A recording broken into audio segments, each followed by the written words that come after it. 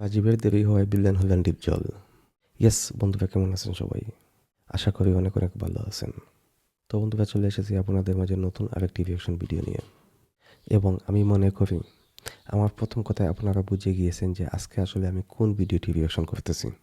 তো আর কথা না ভাবিয়ে চলুন দেখে নিই ডিপজল ভাইয়ের একটি ইন্টারভিউ এবং জেনে নেই তিনি কিভাবে সিনেমায় আসলেন এবং কিভাবে তিনি নায়ক থেকে ভিলেন হয়ে গেলেন। তো আর কথা না ভাবিয়ে চলুন ডুব দিই এই রিঅ্যাকশন ভিডিওতে।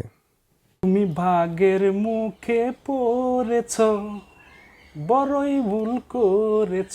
তুমি ডিপজল ভাইয়ের একটি ভাগের ছবির গান মুখে প্রথম দিকে। পড়েছ, আচ্ছা ছাড়া বন্ধুরা, আরেকটি পাবে কথা আসলে না। বলতে ভুলে গেছি, আর সেটি হচ্ছে, তো আমি যে ভিডিওটি দেখতেছি সেটি হচ্ছে চিটি ইউটিউব চ্যানেল থেকে দেখতেছি।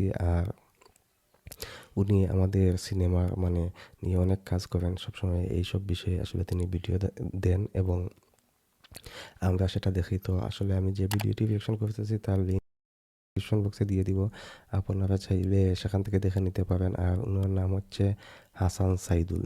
তো উনি খুবই ফেমাস একজন ইউটিউবার, আমাদের ডাব্লিউডিআর সিনেমা কেন্দ্রিক একজন ইউটিউবার তিনি। তো যাই হোক, আমরা ভিডিওটি দেখা শুরু করি। তুমি মরেছ, বড়ই ভুল করেছ। তুমি বাঘের মুখে পড়েছ। উনি খুবই খুশি মনে প্রিয় হচ্ছে। দর্শক, আমার পাশে যাকে দেখতে পাচ্ছেন তাকে পর্দার ভিলেন, একজন খারাপ মানুষ হিসেবে আপনারা সকলেই জানেন, চেনেন। কিন্তু এই প্রিয় মানুষটির শুরুটা হয়েছিল একজন রোমান্টিক ঘরানার নায়ক হিসেবে। আমরা তাকে চিনি ডিপজল, মনোয়ার হোসেন ডিপজল নামে। টাকার পাহাড়, সতীক মল্লা এবং হাবিলদার, এই তিনটি ছবিতে তিনি নায়ক ছিলেন। আজ এই প্রিয় মানুষটির সাথে কথা বলবো, যে গানটি গাইলাম সেই গানটির ইতিকথা তবে জানবো, টাকার বর্তমান পাহাড় ব্যস্ততা খুবই এবং পুরনো পরিচিত ছবি স্মৃতিকাতরতা সম্পর্কে ওনার জন্য, শুনবো। চলুন কথা বলে। আমার যদিও আপনার এগুলো সবার আসলে ফ্লপ সুপরিচিত, হয়েছিল। একটু আগে বললাম যে পর্দার খারাপ মানুষটা, কিন্তু বাস্তবের মহানায়ক মনোয়ার হোসেন ডিপজল ভাইয়ের সাথে। ভাই আসসালামু আলাইকুম। আপনার অনুমতি না নিয়ে আপনার একটা গান গাইলাম, আমি ক্ষমা চাচ্ছি শুরুতে। আপনি কেমন আছেন? ইনশাল্লাহ ভালো। তো যে গানটা দিয়ে শুরু করেছি, এই গানটা আসলে টাকার পাহাড় প্রথম সিনেমাতে টাকার পাহাড়। আমরা দেখেছিলাম। তো সেই সময়টা আমরা জানি যে আপনারা জমিদার বংশের মানুষ, টাকা পয়সা অনেক ছিল, আছে। তো সিনেমাতে আপনি কেন প্রচুর আসলেন? ধনী মানুষ ভাই। আপনার জীবনে কি ঘটলো এবং কার প্রভাব আপনার জীবনে পড়লো? আমি সিনেমায় আসার ইচ্ছা ছিল না। প্রথমে আকবর ভাই আসলো, কি বললো, তোমাকে বড় ভাই বলছে নায়ক বানাইতে। আমাকে নায়ক বানাইতে, আমি কেন নায়ক ডিপজল ভাইকে কি শান্ত শিষ্ট একজন মানুষ দেখে মনে হচ্ছে, আসলে কিন্তু বাস্তবে উনি অনেক শান্ত এবং শান্তভাবে তিনি কথা বলেন। হবো। তারপরে আরেক দিন আসলো, ওই দিন কথাটা তো বলে গেল। তারপর আরেক দিন, এইবার আস্তে আস্তে 3 দিনে আসার পরে রাজি হলাম যে আচ্ছা ঠিক আছে, চলেন দেখি, যদি পারি, ভালো লাগে মমতাজুর রহমান করবো, আকবরের কথা আর বলতেছেন। ভালো না লাগলে বেক করবো। আকবর ভাই আছে এখনো এখানে।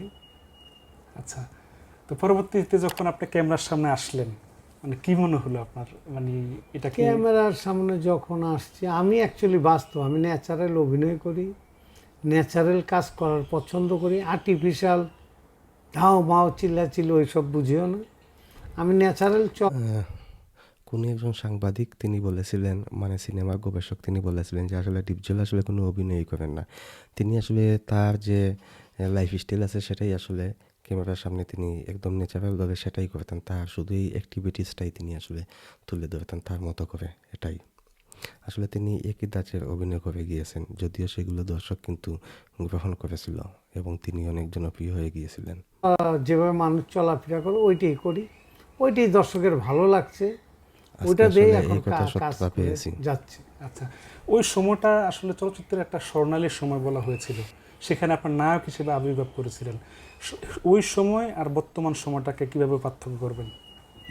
বর্তমান, আমি কোনোদিনই পার্থক্যর জিনিস নাই, আমি যখন যে কাজ করছি মন থেকে কাজ করার চেষ্টা করছি। অবশ্যই কোনো এটাই। টাইম টেবিল, আগে একটা সিস্টেম ছিল, মিডলে একটা সিস্টেম ছিল, এখন আরেক সিস্টেম।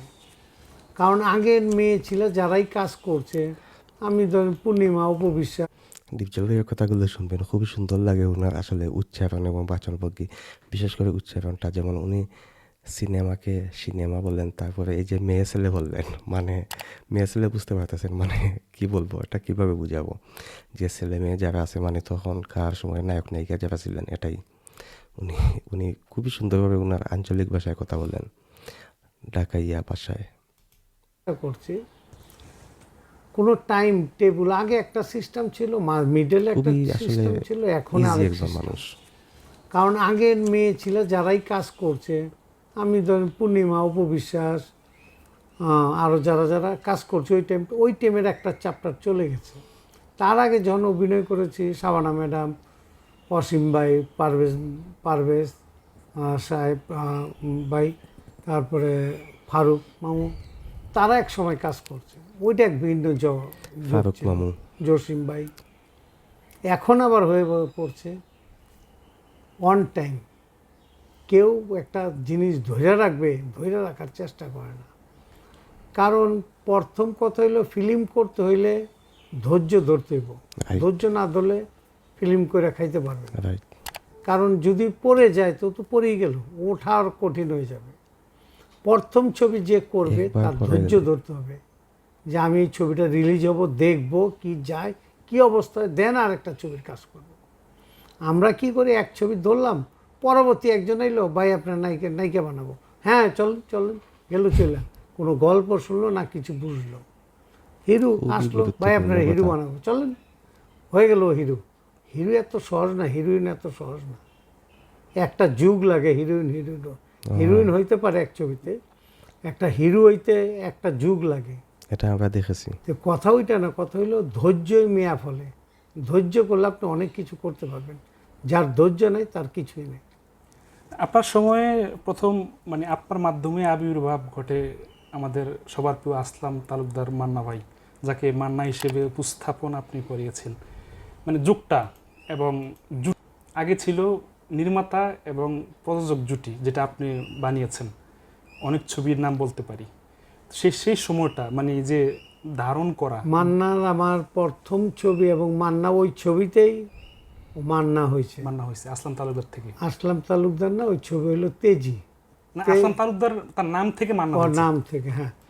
না, এখানে একটা জিনিস আসলে সাইদুল ভাই ভুল করতেছেন, সম্ভবত ডিপজল ভাই ভুল করতেছেন। মান্নার নাম কিন্তু মান্নার প্রথম ছবি থেকেই তিনি কিন্তু মান্না নামেই পরিচিত।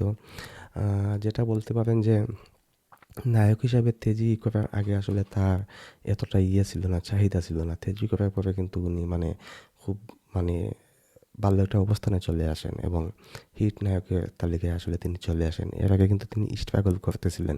তবে মান্না নামটা মানে প্রথম ছবি থেকেই তিনি আসলে মান্না নামেই ছিলেন।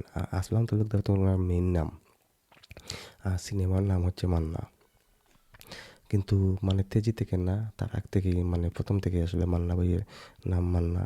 আর কি বলবো, তো এর আগে তিনি 98-এ তেজি হয়েছে, আরও 10 বছর আগ থেকে তিনি সিনেমায় কাজ করতেছেন। আসলাম তালুকদার, মান্নার নাম হয়েছিল তেজি ছবির থেকে, মান্নার নাম ফুটলো, এরপরে ফুটেছে, ডিপজল এটাই। মান্না। জি, জি। অনেক ছবি করছে মান্নার সাথে, মান্না আমার মান্না খুব ভালো জুটি। বন্ধু ছিল। ওর কথা এখনো মনে উঠলে খারাপ লাগে, যে এত অল্প বয়সে চলে যাবে, এটা আশা করি নাই। আচ্ছা, কিন্তু এখন মানে আপনার যে জুটি প্রথা ছিল, মানে যেটা বললাম, মান্না ডিপজল জনপ্রিয় একটি একটা জুটি ছিল। পর্দাতে শত্রু খেলা, দাও শত্রু কুমড়ার খেলা, সম্পর্ক ছিল, কিন্তু বিনোদিত হতো মানুষ। হ্যাঁ, তো সেটা আমরা এখন দেখি না, ওই সময় কেন সম্ভব হয়েছিল? ওই সময় যেরকম কাজী হায়াত একটা গল্প, একটা ওনার ধাঁচে করতো, মমতাজুর রহমান আকবর, উনি ওনার ধাঁচে মান্না ডিপজল জুটি এবং জনপ্রিয় ছবিগুলোর পিছনে মানে কাজী হায়াতের অনেক অবদান আছে। তিনি কিন্তু আসলে এই জুটিটাকে ভালো একটি অবস্থানে নিয়ে গিয়েছিলেন এবং উনি খুব ভালো ভালো ছবি কিন্তু এখান থেকে করেছেন এই জুটিকে নিয়ে। কাজ করতো। সবাই একটা না একটা প্যাটার্ন নিয়ে কাজ করতো, আর আমরাও ওখানে যোগান দিতাম ভালো। আমরা, ভাই এই কথাটা বোধহয় ভালো লাগে না, এই কথাটা এই কথাটা দেন, এটা কে বলবে বাংলাদেশে? ওই ডাইরেক্টর বলছে ওইটাই ঠিক, ওইটাই শুদ্ধ, ওইটাই ভালো, ওইটাই মন্দ, এটা হয় না। গল্পটা আর্টিস্টের সাথে একটু যদি মত বিনিময়, আর আর্টিস্ট যদি ওই টাইপের হয় যে একটু বুঝ দিতে পারে, নাহলে ভালো কিছু আশা করা যায়। আসলে এখানে একটি কথা বলতে চাই, সেটি হচ্ছে একটি ইউনিটের সবাই যদি মিলেমিশে কাজ করে তাহলে সেখান থেকে অবশ্যই ভালো কিছু আসা সম্ভব। তো আগে আসলে এই জিনিসটি হতো, সবাই মিলে একটি পরামর্শ করে একটি কাজ করতেন, যার কারণে আসলে এত ভালো ভালো কাজ আমরা পেয়েছি। এটাই। আচ্ছা, আমি মূল প্রসঙ্গে যাওয়ার পর আগে একটু জানতে চাই যে নায়ক ছিলেন আপনি, যে গানটা আমি গেয়েছিলাম, নায়ক থেকে ভিলেন কখন হলেন এবং কেন হলেন? খুবই ভিলেন ইম্পর্টেন্ট হলাম পার্ট। এটা তো বললাম অনেকটাই। ভিলেন হয়েছি একটা কারণেই, তেজি ছবির ভিলেন ছিল রাজীব ভাই। আচ্ছা, রাজীব ভাই আসে না, বসতে বসতে বসতে 2 দিন 3 দিন চলে গেল। পরে এই হায়েত ভাই বলে কাজে যে তুমি ভিলেন করো। আমি ভিলেন করলে কি চলবে, আর আমি কি পারবো? কয় দাঁড়াও, হয়ে যাবে। তো কাজী একদিন খুবই বাবার সাহসী পরের মানুষ দিন ছিলেন। আসলাম যে চলেন। আর ওই জায়গায় পরে কাবিলা নেওয়ার কথা ছিল। তা আকবর হায়েত ভাই বললো কাবিলার থেকে তুমি ভালো করতে পারো। এই নামলাম, দেখা যাক কি হয়। হইলো, ভালো চললো, সুপার টুপার হিট। কোন ওই ছবিটা? এটা হলো তেজি। তেজি। তেজি, আচ্ছা আচ্ছা। ভিলেন হিসাবে কাজ করলাম। ওই এক ছবি শেষ হওয়ার আগে আমি বাইরের ছবি আরও 7-8টা, মানে এই ছবির কাজ দেখে ওই আগের থেকে সবাই যতটুকু বুঝতে পারে, যার ছবি মনে করেন যে এই ছবি রিলিজ হওয়ার পর যার ছবির একটা গান 2টা সিকোয়েন্স করেও আমার নিতে হয়েছে, কারণ ডিপ জলে দেখলে পাবলিক আসতো সিনেমা হল। এটা ঠিক। আচ্ছা, তো যাই হোক, আসলে আমরা ডিপজল ভাইয়ের ইন্টারভিউটি দেখে নিলাম এবং সেখান থেকে আসলে এগুলো আসলে আমাদের জানা, স্বভাবে কম বেশি জানা। তারপরে আবার আসলে দেখলাম এবং রিয়াকশন করলাম। আর কিছু জিনিস, একটি জিনিস আসলে আমি এখানে কারেকশন করার চেষ্টা করলাম, সেটি হচ্ছে যে এই যে মান্না যে নামটি আছে এই নাম নিয়ে, তো এটা আসলে বুঝে অথবা না বুঝে যেভাবেই হোক এই কথাটি এসেছে। তো এই কথাটি আসলে আমি কারেকশন করার চেষ্টা করলাম। আর ডিপজল ভাই সম্পর্কে কিছু জিনিস জানতে পারলাম। তো যাই হোক, আসলে ভিডিওটি কেমন লেগেছে সেটি জানিয়ে কমেন্ট করবেন এবং ডিপজল ভাইকে কারা কারা পছন্দ করেন সেটি জানিয়ে কমেন্ট করতে পারেন। আর ভিডিওটি ভালো লাগলে লাইক করবেন এবং চ্যানেলটিতে চাইলে সাবস্ক্রাইবও করে রাখতে পারেন। তো যাই হোক, এই ভিডিওটি এখন পর্যন্তই, দেখা হবে নেক্সট রিয়াকশন ভিডিওতে। সবাই ভালো থাকুন, সুস্থ থাকুন, আল্লাহ হাফিজ।